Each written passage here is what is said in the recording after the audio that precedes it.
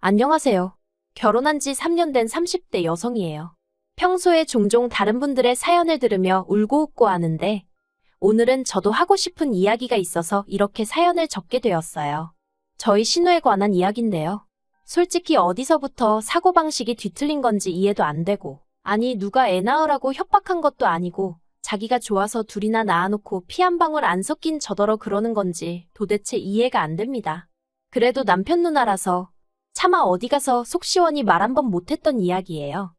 남편과 저는 봉사활동을 하다가 알게 된 사이입니다.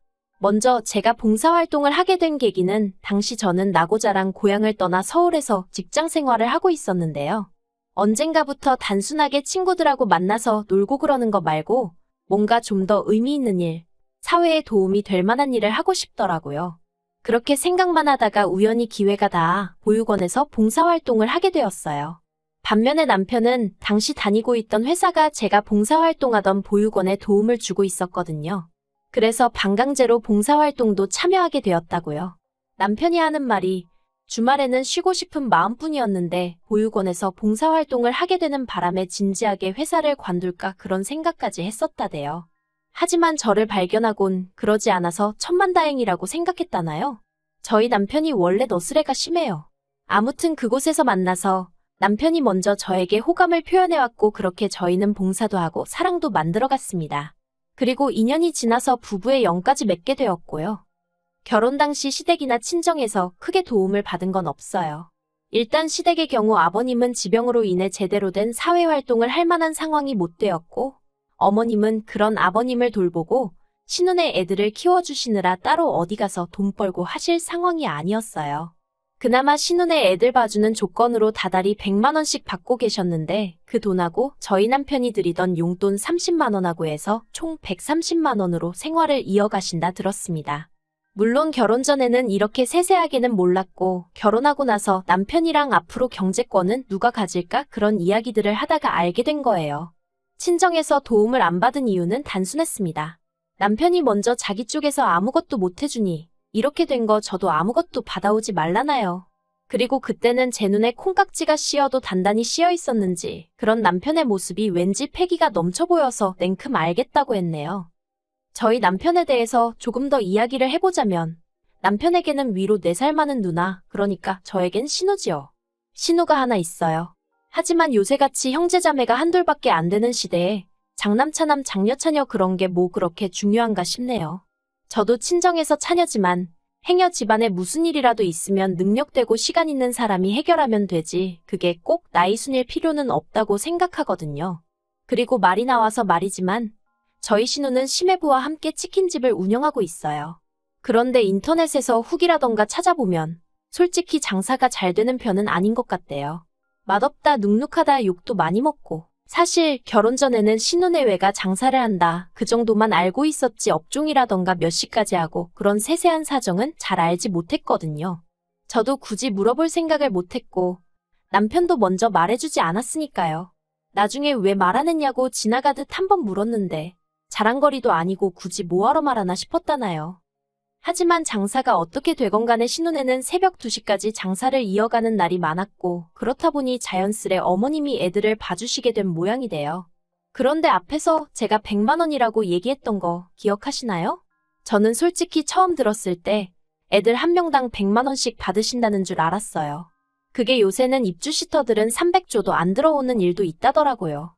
그런데 아무리 친정어머니라 해도 그렇지 어떻게 남자애들을 둘이나 그것도 일주일에 6일씩 맡기면서 딱 100만 원이라니? 너무한다 싶대요. 물론 모녀 사이에 괜찮다고 이야기가 되었으니 그랬겠지만요. 한편 남편과 결혼한 지 반년쯤 되어가던 시기에 아버님이 돌아가셨습니다.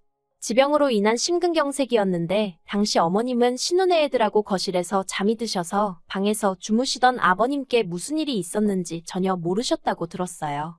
그래서인지 아버님이 돌아가신 이후로 한동안 어머님이 이게 다 당신 탓이라며 스스로를 많이 원망하고 자책하셨지요. 저러다 어떻게 되시는 거 아닌가 싶을 정도로 많이 힘들어하셨어요. 그래도 시간이 약이라더니 한 달 정도 지나니 상황이 어느 정도 정리가 되어갔습니다. 어머님도 전보다는 훨씬 안정적인 모습을 보이셨고요.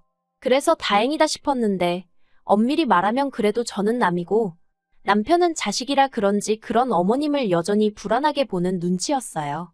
그리고 남편이 저한테 대놓고 말하지는 않았지만 혼자 되신 어머님을 저희 집으로 모시고 오고 싶어 하는 것 같대요. 하지만 제가 못된 건지 남편이 먼저 직접적으로 저에게 묻기 전까지는 굳이 제가 나서서 우리가 어머님 모실까? 그런 이야기는 하고 싶지 않았습니다. 솔직히 아무리 어머님이랑 저랑 특별히 나쁜 사이는 아니었다고 하더라도 한 집에서 같이 사는 건 꿈에서도 생각해 본 적이 없던 일이라 엄두가 안 났거든요. 그러다 결국 하루는 퇴근한 남편이 할 말이 있다면서 평소에는 잘 마시지도 않는 소주까지 사들고 집에 왔대요. 그리고 아니나 다를까? 역시나 남편이 합가 이야기를 꺼냈습니다. 우리가 결혼도 반반했고 효도도 셀프로 하기로 하긴 했지만 그래도 지금은 특수한 상황이지 않냐면서 이번 한 번만 자기 입장에서 생각해주면 안 되겠냐고요.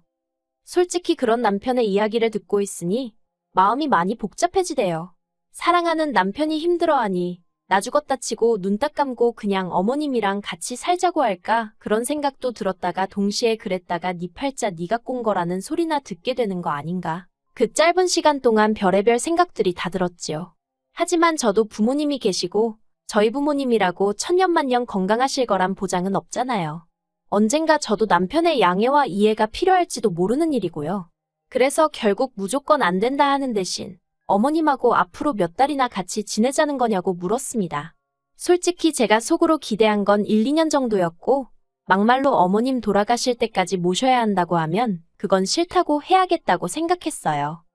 그런데 남편이 화색을 보이며 일단 1년 정도 살아보고 같이 더 살지 말지는 그때 가서 정하면 안 되겠냐대요. 제 말은 그런 뜻이 아니었는데 아차 싶었습니다. 하지만 너무 기뻐하는 남편을 보고 있으니 싫다 소리를 차마 못하겠더라고요. 그래서 일단은 알겠다고 한번 생각해보겠다 했지요. 그런데 그와 동시에 벼랑간 머릿속을 스치며 그럼 형님네 애들은 어떻게 되는 건가 하는 생각이 들었습니다. 신혼의 애들은 초등학생들로 학원도 다니질 않아서 모든 시간을 어머님네서 보내고 있었거든요. 그런데 저희 집으로 어머님이 오시게 되면 걔들 저녁은 어떡하나 뜬금없지만 그런 걱정이 되대요. 그래서 남편더러 신혼의 애들은 그럼 이제 어디로 가냐고 물었습니다.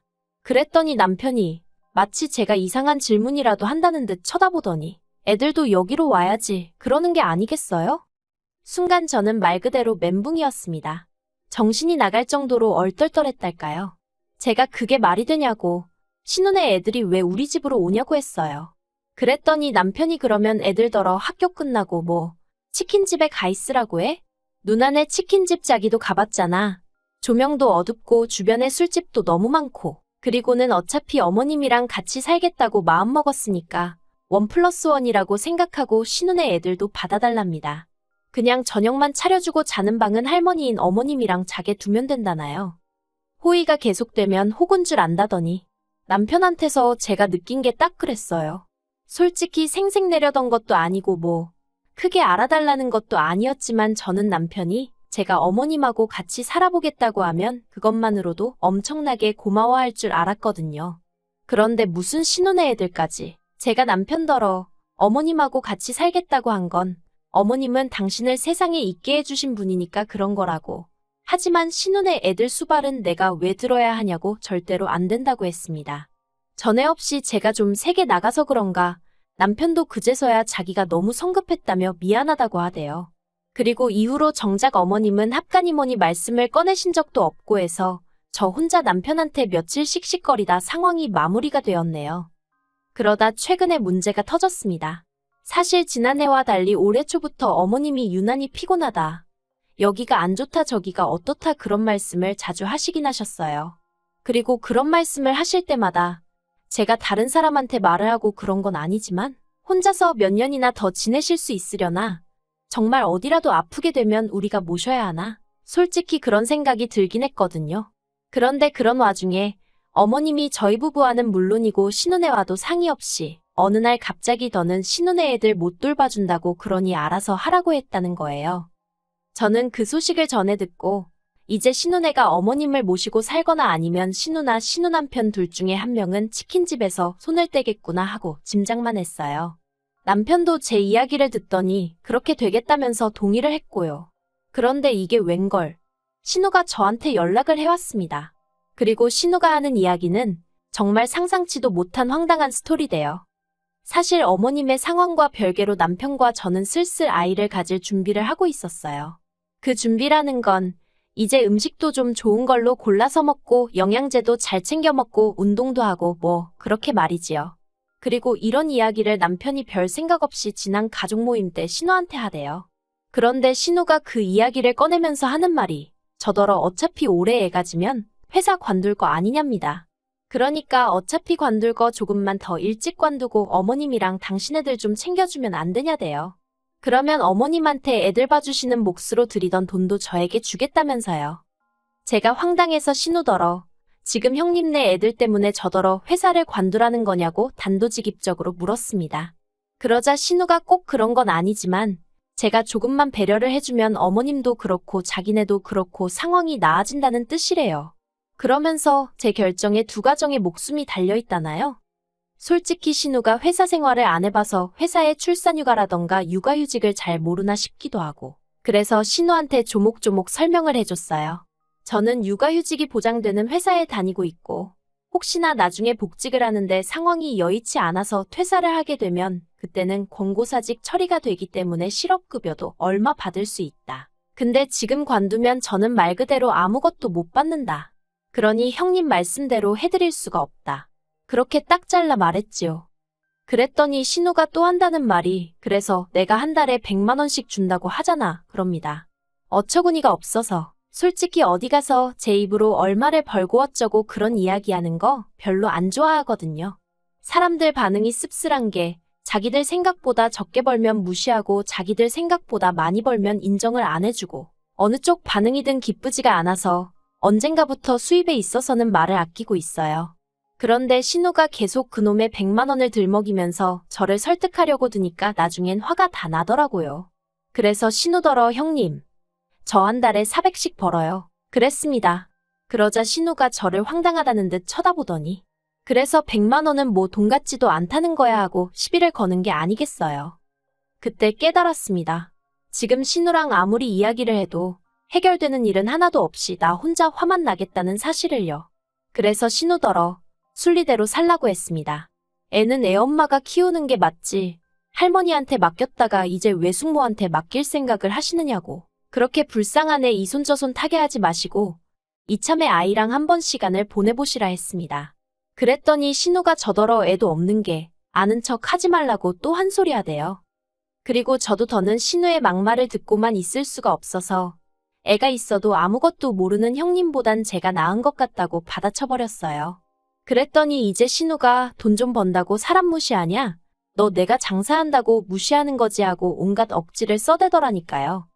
결국 결론부터 이야기하자면 신우는 치킨집에서 나와 지금 집에서 애 키우며 살림하고 있어요. 저 때문에 외벌이가 되어 먹고 살기가 빡빡하다는 말도 안 되는 소리를 하면서 저희 남편더러 생활비를 보태달라고 했었답니다. 저한테는 비밀로 하고요.